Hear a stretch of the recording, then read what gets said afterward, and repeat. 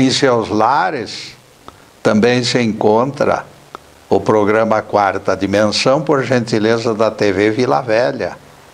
A TV que a nossa gente vê. Dona Lúcia Carbelo se escandalizou quando o pregador citou a Bíblia como escola para tornar o homem perfeito. São palavras de Paulo, completou o pregador. Toda a Escritura é inspirada por Deus e útil para ensinar, para fazer o homem perfeito e habilitado para boas obras. 2 Timóteo 3, versículo 16. Alguma coisa está errada na sua fala, lhe disse Lúcia. Como legislador hebreu e alguém ligado a Deus, você admitiria Moisés como professor dos seus filhos? Eu lembro que Moisés fez convites indecentes aos seguidores. Matai todos os machos, disse ele, ainda que sejam crianças, e degolai as mulheres, mas reservai para vós as meninas e as donzelas. Palavras de Moisés em Números 31, versículos 17 e 18. Será que o professor Moisés merece outra coisa neste caso, além de repúdio? Isto é inadmissível. Nós explicamos. A Bíblia tem duas vertentes, humana e divina. Aonde chega o dedo poluído do homem, a coisa fede.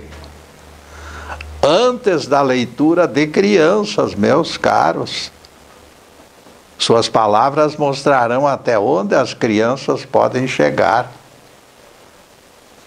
Jesus é o gabarito que nos dá os termos da realidade e os termos da decência. As palavras de Jesus mostrarão até onde nós podemos permitir que as crianças leiam Bíblia, porque existe muita coisa que não é conveniente. Bons amigos nos ajudam para a divulgação do programa e nós agradecemos. Com eles colaborando nas operações, temos certeza de que tudo correrá bem. O tema de hoje será quando arte e evangelho se unem. Dia 22 de novembro de 1978, na Casa Branca, o presidente Carter aplaudiu peça teatral completamente fora de todos os padrões. Alexander McCoven realizou temporada nos Estados Unidos com a peça O Evangelho segundo São Marcos. Esse trabalho de teatro correu o mundo, com centenas de apresentações, colhendo aplausos durante todo o tempo. Autor e também apresentador forneceu suas impressões. A alegria do Evangelho segundo Marcos ultrapassa a crucificação e o Cristo ressuscitado, vai além.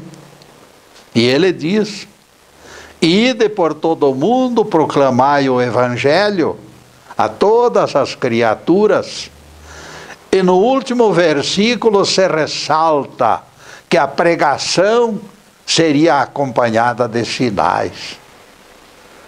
É o Deus dos céus trabalhando em estreita cooperação com os seres da terra, explica o ator. Eu estava decidido a ser o diretor da minha própria pessoa, não só pela interpretação, mas também pela encenação.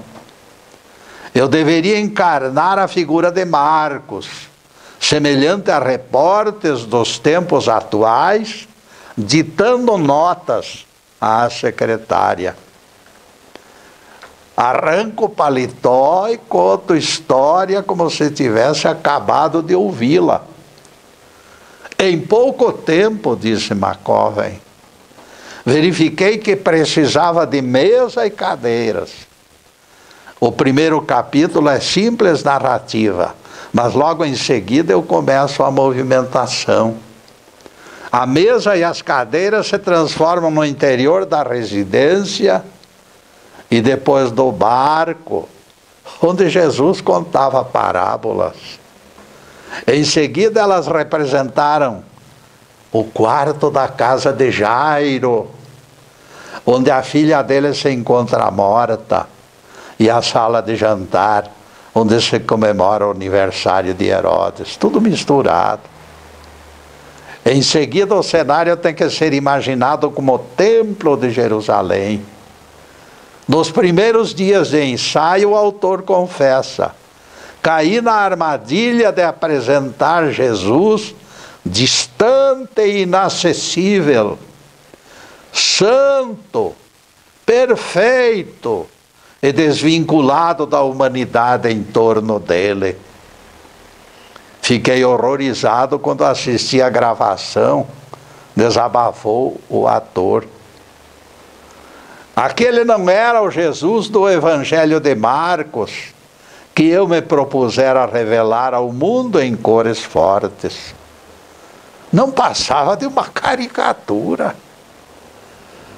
Não passava, meus amigos, de uma figura insípida e distanciada da realidade.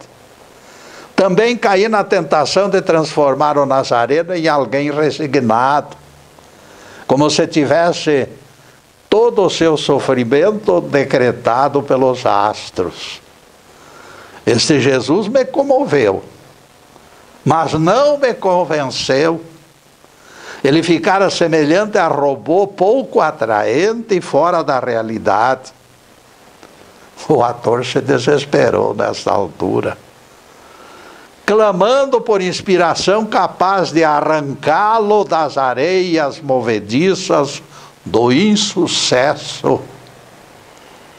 Lamentou ter se lançado na empreitada que considerou além de sua capacidade. Meu Deus, por favor, me ajude! Gritou McCovey. Pela imaginação, ele viu-se conduzido à extensa praia e percebeu que Jesus desembarcava e o povo se aglomerava em torno dele. Aquela figura do mestre agradou-lhe pela autenticidade, e a confiança retornou e a coragem tomou conta do seu coração. O ator, de repente, como se levado por máquina do tempo, recuou 2000 anos e se encontrou em lugar ermo, no meio de incalculável multidão. O recanto, embora aprazível, era inóspito e longe de recursos. A impressão mostrava a região desértica e selvagem. 7 fontes d'água brotavam das montanhas e as crianças brincavam espirrando águas, umas sobre as outras. Pelos registros do próprio evangelista Marcos, a multidão naquele dia alcançava 5.000 homens. McCovey ficou fascinado, porque se incluirmos mulheres e crianças, que não era costume registrar, será lícito admitirmos 20.000 pessoas naquele lugar. Especialmente pela figura de Jesus, McCovey ficou fascinado. E ele permitira que McCovey o enxergasse, tivesse aquela visão maravilhosa. Se alguém procurasse um líder naquele momento mágico, com certeza se dirigiria diretamente ao mestre, tão forte a sua personalidade.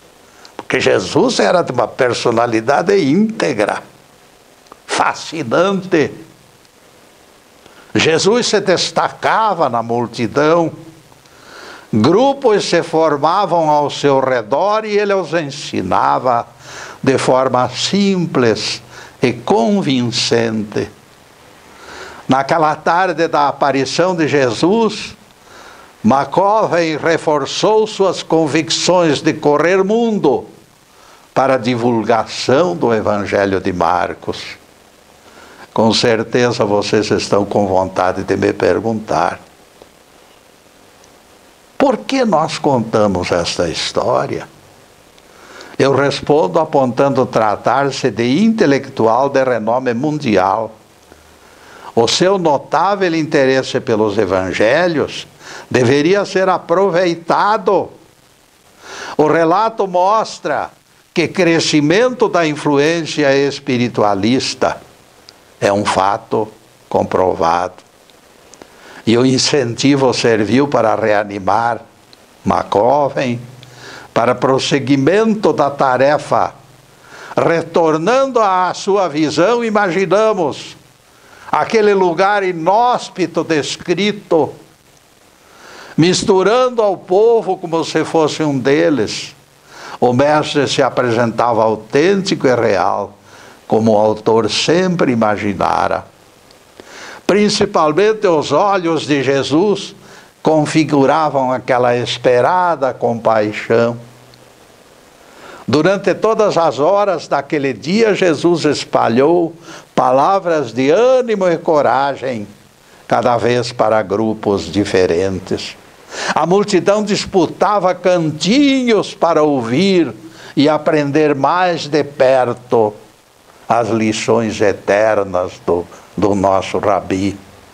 O sol já estava perto de se esconder por detrás do monte, quando os discípulos rodearam o Nazareno e lhe disseram: é deserto este lugar e logo vai entardecer. Despede, pois, as multidões, Senhor, para que possam comprar o que comer, pelas aldeias e pelos campos.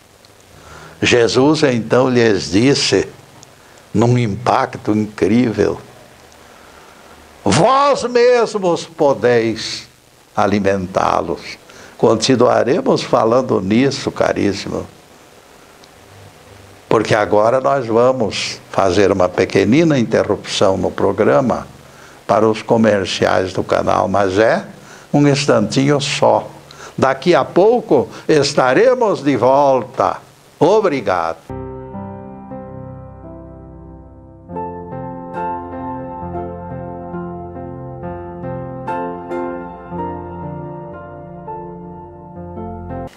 Já estamos no segundo bloco do programa Quarta Dimensão.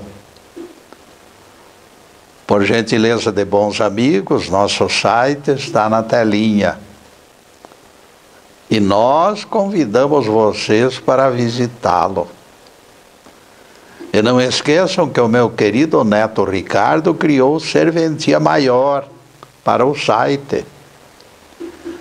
Getúlio no YouTube 1 e Getúlio no YouTube 2, arquivos constantes do nosso site, disponibilizam palestras para fácil acesso. Elas foram linkadas ao site. Getúlio no YouTube, tanto 1 quanto 2, permite acesso por simples clique. É só escolher pelo título das palestras. Nosso amigo Zube é provedor de palestras no YouTube. Obrigado, Zube. São 211 palestras, dia e noite, à disposição para a assistência dos telespectadores. Outro aviso importante: este programa está sendo gravado nos estúdios Fernando Martins, com a ajuda do Fernando, naturalmente, e também do Zube.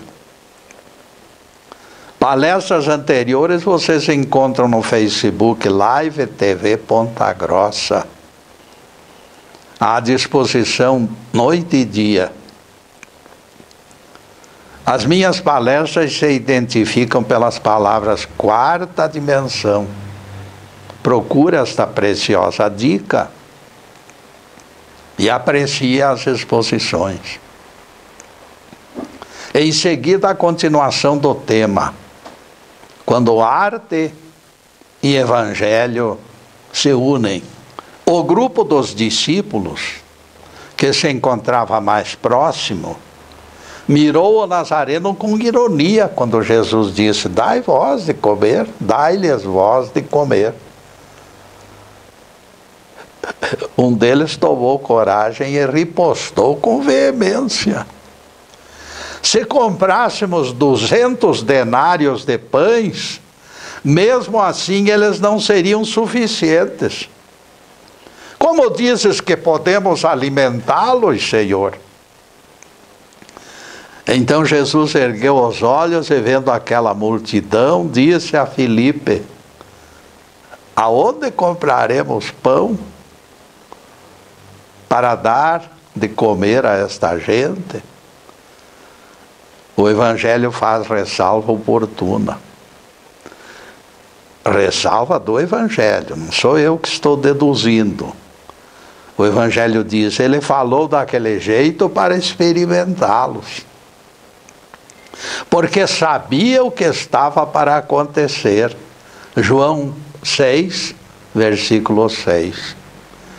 E Felipe lhe respondeu: 200 denários permitiria simples pedacinho para cada pessoa. Simples pedacinho para cada pessoa.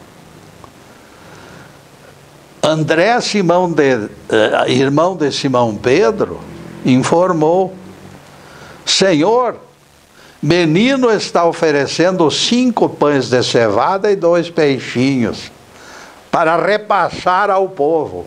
Ele está entregando a sua merenda para que seja distribuída. O que é isto, porém, para matar a fome de tanta gente? Se 200 denários de pães não seriam suficientes, como disse Filipe, o que poderemos dizer destas migalhas? 5 pães de cevada e 2 peixinhos. O que representariam diante da fome de mais de 20.000 pessoas? Eu peço a atenção de vocês para detalhe que se repete no episódio. Observem que o mestre disse aos apóstolos: vós mesmos podeis alimentá-los. Se Jesus considera possível, ninguém duvide. Por que não duvidar é a nossa pergunta. Percebam que logo em seguida nosso rabi se dirige a Filipe: onde compraremos pães? João 6, versículo 5. A frase inclui ele e o mestre, mais Filipe buscando solução. Vejam que o Nazareno, neste momento, estabeleceu parceria com Filipe. Primeiro, todos eles foram convocados: vós mesmos podeis alimentá-los. A frase representou o empenho de Jesus pelo intercâmbio do grupo. Depois ele falou a Filipe de forma particular: onde compraremos pães para lhes dar de comer? João 6, versículo 5. Tanto na primeira tentativa quanto na segunda, percebe-se que o Nazareno estava procurando interagir. Não existe maneira melhor de aprender do que reunir esforços e partilhar maneiras de agir. Embora Jesus não necessitasse acólitos, o ensino exigia método. Ele desceu à terra para nos instruir ao nível de consciência. Entendemos melhor quando repetimos aquilo que nos foi ensinado pelos mais variados prismas. O saber divorciado da prática cedo abandonará a nossa memória. Gravamos melhor quando a teoria se consolida na prática. Munidos de prática, jamais esqueceremos detalhes de uma operação. Exatamente isto Jesus transmitiu aos discípulos. Corrente homogênea deveria se formar para trazer o alimento do astral. Jesus mesmo não dissera que a fé remove montanhas? Palavras do próprio Mestre. Infelizmente, os próprios discípulos teimavam descrentes de que o Rabi Galileu alimentasse o povo. 200 denários de pães não chegariam. Repete Filipe. Que representam 5 pães e 2 peixinhos, resmungou André, mal-humorado. Este lugar é deserto e a hora já é avançada. Admitem todos eles numa confissão coletiva de capitulação. Estavam no mato sem cachorro e não havia solução possível. Esta era a conclusão que o grupo chegou. Graças a Deus, porém, havia uma única exceção, no aglomerado descrente e desesperançado. Quantos pães estarão disponíveis? Perguntou o Nazareno, mantendo-se paciente diante daquele insuportável ceticismo. Os apóstolos se entreolharam indecisos e silenciosos, pois não acreditavam que ainda restasse algo para fazer. Silêncio prolongado desfez a paciência de Jesus. Quem é que aguenta aquilo? Quando o mestre disse, ide verificar, para quebrar o silêncio, tenho certeza que ele não usou sua voz habitual. As palavras soaram de forma altissonante, marcadas pela sua impaciência. Aquela gente tinha potencial para irritar uma estátua de pedra. Ele falava claro, sem subterfúgios, e nenhum deles captava a verdadeira intenção do chamamento de Jesus. Mas pareciam alienígenas, recém-chegados de outros planetas. Quando será que aquele bando de crianças barbadas entenderia que tudo é possível àquele que crê? Todo milagre que ocorre na terra e nos céus precisa ter o precioso lastro do coletivo. Manter corações entrelaçados em simbiose perfeita. Mestre mais discípulo precisam unir seus carismas.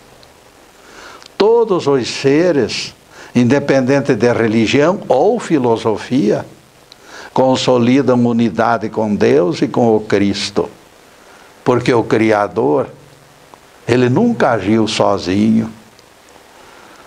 A Bíblia fala de Deus no plural, em 9 lugares diferentes. Citaremos exemplo para comprovar que é toda a carne para que ouça a voz do Deus vivo, que fala do meio do fogo, como nós o ouvimos? Deuteronômio 5, versículo 26. A palavra Deus contida neste texto que eu acabo de transmitir, no original hebraico foi escrita na forma plural, Elohim, que significa deuses, pluralizado. Deus é tão grande que pode até ser questionado como múltiplo, em especial quando opera prodígios. Percebam o que diz Apocalipse. Do trono de Deus saem relâmpagos e trovões, e diante do trono ardem 7 tochas, que são os 7 Espíritos de Deus. Apocalipse 4, versículo 5. Estes 7 Espíritos só podem ser os Cristos planetários, que nós ensinamos a sua existência, citados pelo número 7 simbólico, mas são muito mais. E neste ponto, caríssimos, nós vamos fazer mais uma pequenina interrupção no programa para os comerciais do canal, mas é um instantinho só. Daqui a pouco estaremos de volta.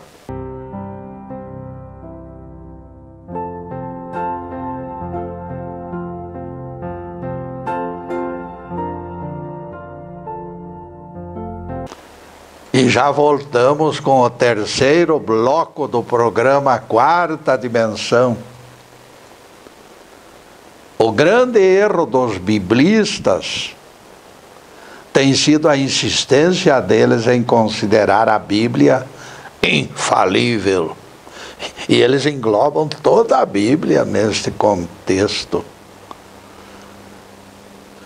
Na abertura deste programa eu já mostrei quão desmoralizante será apresentá-la inteirinha como lição edificante. É uma coisa absurda. Nós não podemos admitir aquilo, meus amigos. Quem estuda e pratica se torna perfeito. Exclama o fanático Zé das Couves, depois de ter lido o convite indecente de Moisés. Ele não se convenceu que é um absurdo, uma coisa fora da realidade. Eu não entendo a cabeça de tais figurinhas. Ou tiveram lavagem cerebral ou são curtos de inteligência, porque Moisés fala com clareza: matai todos os machos, ainda que sejam crianças, e degolai as mulheres, mas conservai para vós as meninas e as donzelas. Isso aí pode ser, está lá em Números 31, versículos 17 e 18. Isso aí só pode estar no manual de pedófilos. Eu não entendo como alguém pode chegar à perfeição com este ensinamento de Moisés. Ensinamento entre aspas. Alguém de vocês, como pais e mães, permitiria esta excrescência nos livros escolares dos seus filhos? De minha parte, eu só consegui explicar este e outros trechos igualmente indevidos quando admiti parte da Bíblia com participação humana. Parte divina, parte humana. Parte inspirada, parte não inspirada. E isso esclarece trechos edificantes e outros nem tanto. E depois desse pinguinho de doutrina, continuaremos focalizando o tema: quando arte e evangelho se unem. Deus ocupado em criar será sempre múltiplo. Na região desértica de que falamos há pouco, com a multidão com fome, diante dele, Jesus aspirava à participação dos apóstolos. Ele não queria agir sozinho para ensiná-los. Eles deveriam ser elos da corrente que arrancaria da atmosfera os elementos de multiplicação do alimento. Vejam que Jesus perguntou: quantos pães estão disponíveis? Isso tem um significado, amigos. Os beneficiários de dádivas divinas precisam ter seu próprio lastro, para que o poder com justiça o favoreça. Escutem o que Jesus disse certa ocasião na praia de Genezaré. Ao que tem, ainda mais lhe será acrescentado. E ao que não tem, até aquilo que julga ter, lhe será tirado. Lucas 8, versículo 18. Essas palavras de Jesus têm sido interpretadas com o pé atrás. E os protestos e queixas logo aparecem. Será impiedade do mestre com os miseráveis que nada possuem? Até o pequeno rastilho que eles tenham de alguma coisa lhe é tirado. Serão eles castigados pela condição de pobreza em que vivem? Isto seria crueldade. Serão arrancadas até as migalhas que eles mendigaram pelas ruas e pelas praças. Tal atitude prepotente não representará o máximo em termos de crueldade, meus caros. Analisem. Como resposta, nós apontamos única passagem do Evangelho. Todos conhecem a gloriosa viúva pobre que se aproximou do cofre do templo e depositou discretamente 2 moedinhas, quase de nenhum valor. Jesus presenciou o depósito discreto daquela mulher e ofereceu testemunho. Testemunho de Jesus, imaginem só. Esta viúva pobre deu mais que todos os outros, porque eles ofertaram sobras, e ela entregou tudo quanto possuía, o próprio sustento da sua alma.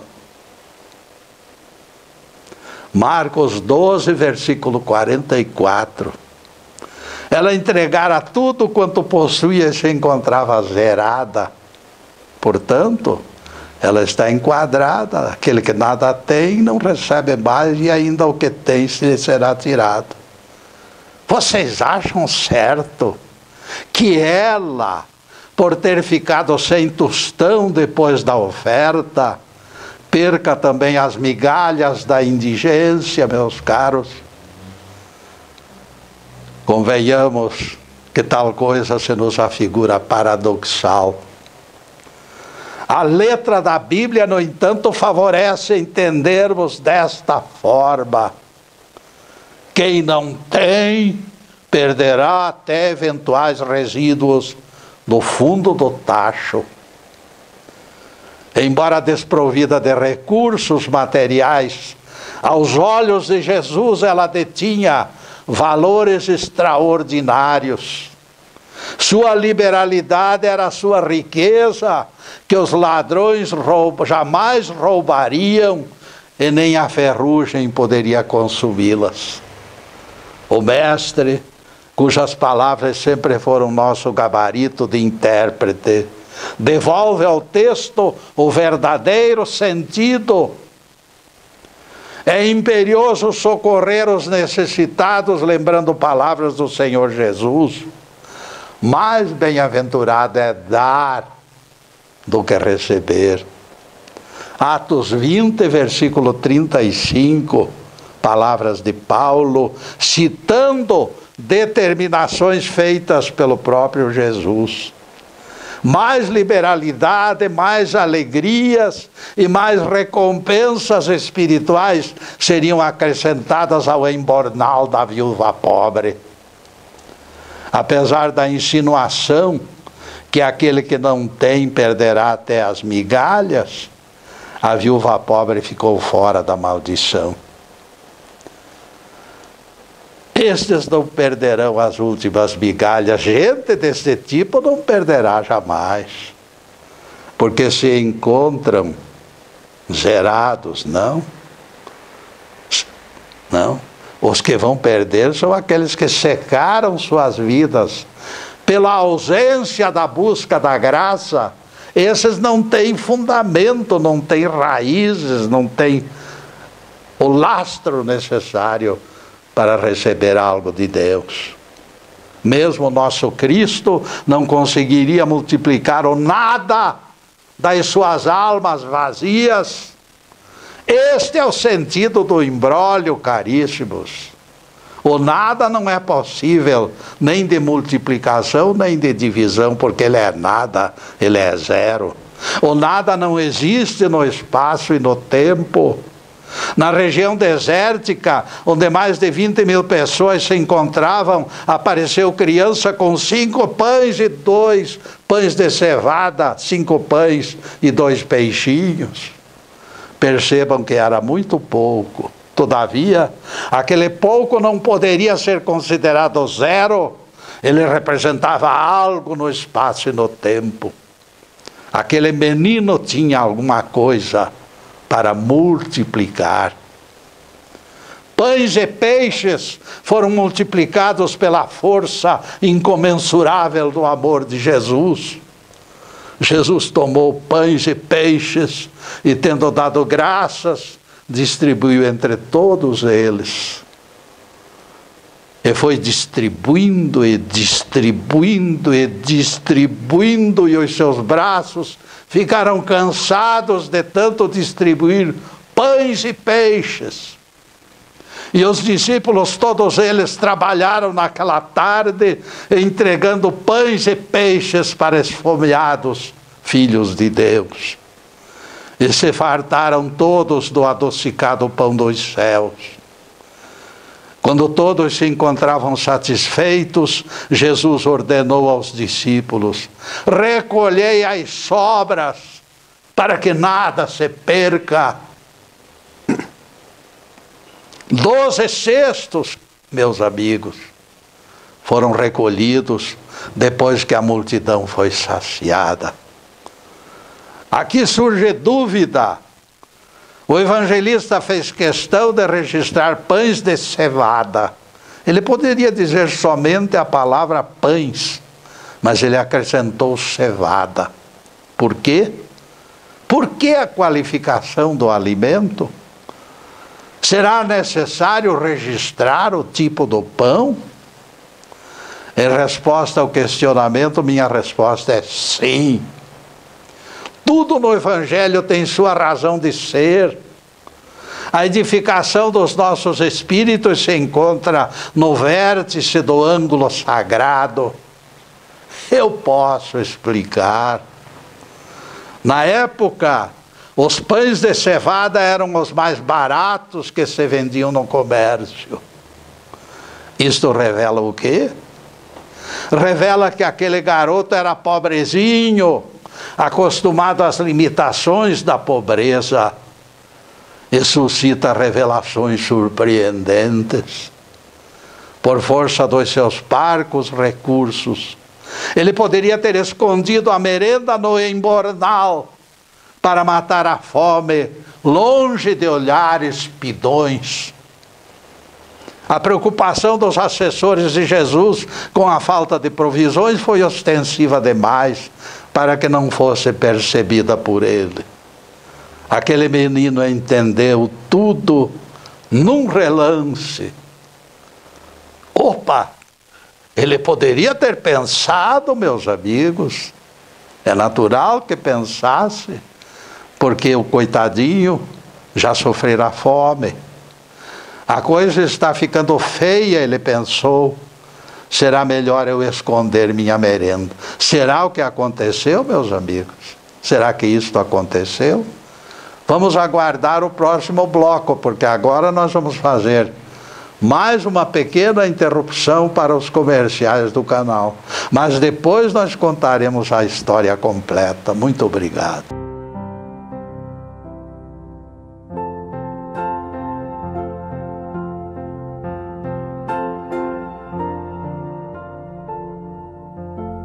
E chegamos ao último bloco do programa Quarta Dimensão.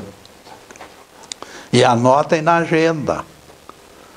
toda sexta-feira é nosso dia de encontro na TV Vila Velha. A partir das 15h30 da sexta-feira, páginas da Bíblia e do Evangelho estarão sendo explicadas aqui, ao vivo e a cores. Para a próxima semana já estamos cogitando outro tema, igualmente instrutivo. Em seguida, os últimos questionamentos sobre o assunto em estudo, quando arte e evangelho se unem. O evangelho, meus amigos, quando apresenta o menino doador dos pães e peixes, não está falando de alguém egoísta e possessivo. Trata-se de autêntico garoto de ouro. Quando ele percebeu o drama da falta de provisões, mais forte falou sua alma solidária. Ele entregou ao apóstolo André, irmão de Pedro, o seu precioso fardel, para que fosse usado em proveito de todos. Aquele menino que carregava a merenda tornou-se elo da corrente maravilhosa que terminou em apoteose festiva. Foi algo entregue por aquele garoto que Jesus multiplicou. Isso lhe ficou creditado pelos séculos dos séculos. Aqueles pães e peixes configuraram sementeira que o Criador multiplica na terra para regalo dos viventes.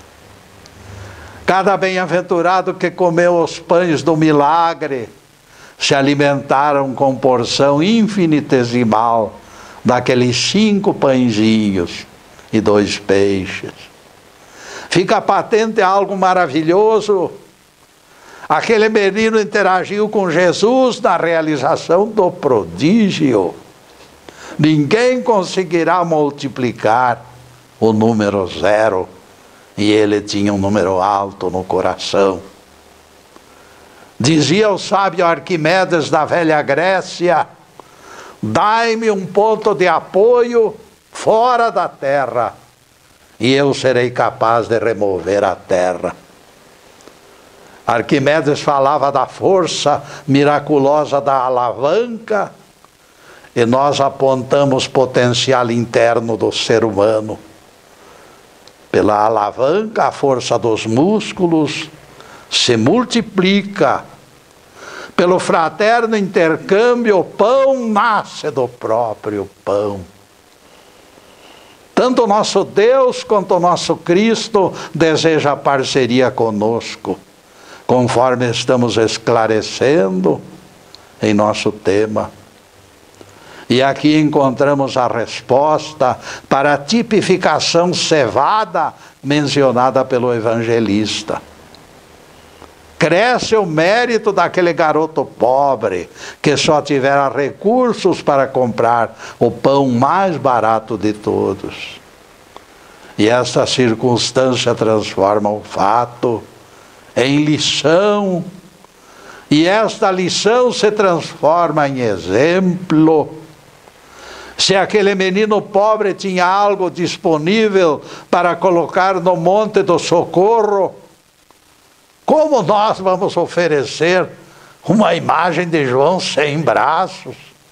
Só tem tronco, não tem braços, o João? Como pode? E aqui encontramos resposta para isso, meus amigos. E essa circunstância transforma o fato em lição maravilhosa. Ninguém fuja da responsabilidade de habitar um planeta de provas, porque nós estamos aqui aprendendo como aprendizes, e estamos nos batendo como aprendizes, lutando e sofrendo. Deus sabe que todos têm condições de concorrer para aperfeiçoamento do recanto onde mora. Deus aguarda os nossos 5 pães e 2 peixinhos, para realizar o banquete da multiplicação no meio em que nós vivemos. Milagres sempre foram parcerias entre o céu e a terra, naquela cidade do Nordeste brasileiro, meus amigos. A chuva descia tipo flagelo, sem tréguas, imitando o dilúvio dos tempos de Noé. A casa de Judite e Serafim de Almeida foi arrastada pelo vento e pelas águas. A pobre mulher terminou na cumieira, agarrada na antena da televisão, meio corpo submerso, apenas meio corpo. Patrulheiros da Defesa Civil, assoberbados por imenso trabalho, convidaram Judite para que embarcasse no veículo. Não se preocupem comigo, disse ela, eu estou segura, Deus vai me salvar. Dali a pouco, pelo mesmo lugar, passou a lancha dos bombeiros e também parou para recolher aquela flagelada. Toquem para frente, ordenou Judite, segura de si. Tenho certeza que Deus vai me salvar. Ela se manifestava com tamanha segurança que os socorristas com pressa prosseguiram na busca de outras vítimas. Aquela mulher não precisava deles. Ninguém se deteve para avaliar a sua real situação, pois ela exibia controle absoluto pela falta com que os dispensara. Ela não precisava deles. Meia hora depois, helicóptero se aproximou, fazendo-lhe sinais de abordagem. Eu estou bem, gritou a mulher, meu socorro está chegando. O grupo do helicóptero se afastou rápido, respeitando a zona de outra equipe que a mulher dissera estar chegando o socorro. Saibam todos, meus amigos, que Dona Judite Serafim de Almeida acabou morrendo afogada 2 horas depois. Quando seu espírito acordou na mansão dos desencarnados, ela fez tremendo escarcéu. Eu sempre fui devota e cumpridora dos meus compromissos. Não posso entender que Deus tenha me abandonado. É inadmissível que mulher piedosa e cristã termine vítima de uma simples enchente. O espírito do profeta Jeremias, por sorte, se encontrava ali por perto. E o profeta Jeremias, pelas vias mediúnicas, pediu que Jeová explicasse o abandono daquela vítima das enchentes. A voz do Senhor trovejou, usando a garganta do profeta. Eu mandei grupo de defesa civil ao encontro dela. Depois foram os bombeiros. E por último, helicóptero. E todo este socorro enviado não foi aceito pela Judite. Ela morreu por não entender que Deus socorre através das próprias mãos dos homens.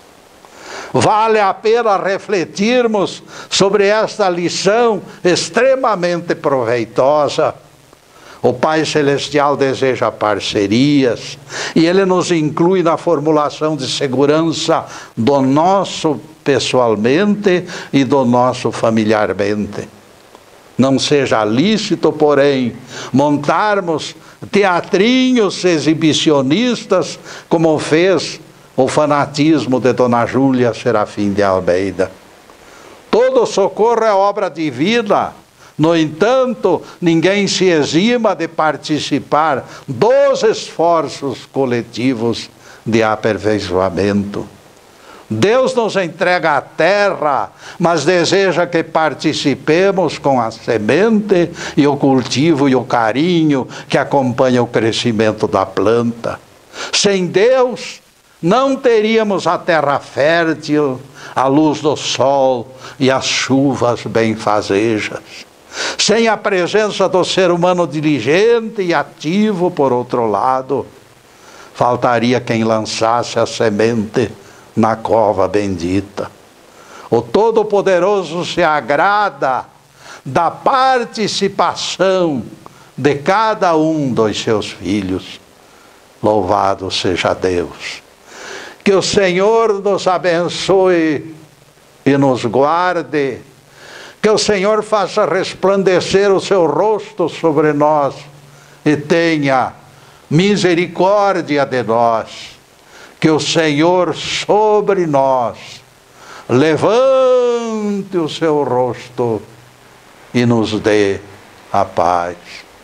Louvado seja o nosso querido Deus Pai. Louvado seja o santo nome de Jesus, o nosso Cristo. E para vocês, caríssimos, além desta câmera, eu só posso lhes dizer uma coisa. Estou vibrando para que todos recebam as bênçãos divinas. Bênçãos de paz, de harmonia, de conforto espiritual, de saúde, prosperidade também. Mas acima de tudo, meus amigos, amor no coração. Porque o amor é o norte da esperança, o amor é o sol, o amor é a luz. Muito obrigado, meus amigos, e boa noite.